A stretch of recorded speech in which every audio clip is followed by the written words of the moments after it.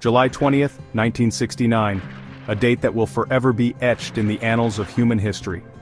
Neil Armstrong became the first human to set foot on the moon, uttering the iconic words, "That's one small step for man, one giant leap for mankind." But here's the big question: why did NASA stop going back after 1972? What happened to the dreams of lunar colonies and regular moon missions? After the last Apollo mission in 1972, NASA's lunar ambitions seemed to come to a sudden halt. But why? Let's break it down. The reasons are multifaceted, involving a mix of financial, political, and scientific factors. Between 1969 and 1972, NASA sent 6 missions to the moon under the Apollo program, each one more ambitious than the last. These missions were monumental achievements, showcasing human ingenuity and the spirit of exploration. They brought back over 800 pounds of moon rocks, answered critical scientific questions, and provided invaluable data about our closest celestial neighbor.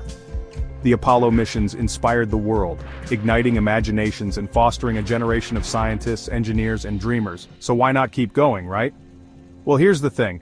The reality of space exploration is that it's incredibly expensive and resource-intensive. Each Apollo mission cost about $25 billion in today's dollars. That's crazy expensive. The financial burden was immense. By the 1970s, public interest in moon missions had dropped, the initial excitement had waned, and people were more concerned with issues closer to home. Consequently, funding for NASA was significantly reduced. The government had other priorities, and the space program faced substantial budget cuts. NASA had to pivot.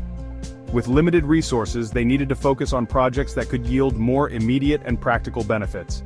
NASA shifted its focus to other projects, such as the Space Shuttle program, which promised reusable spacecraft and more frequent missions. They also turned their attention to exploring other planets like Mars and Jupiter, aiming to expand our understanding of the solar system. The goal was clear: go further, learn more. The allure of the unknown drove NASA to push the boundaries of space exploration. Because who doesn't love robots on Mars?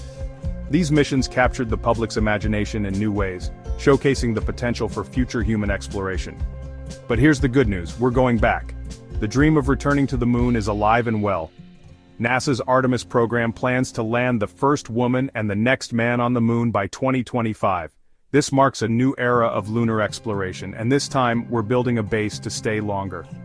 The goal is to establish a sustainable human presence on the moon. So, the moon wasn't forgotten. It was always part of a larger vision for space exploration. It's just the beginning of a bigger journey. To Mars and beyond, the moon is a stepping stone to even greater adventures in space.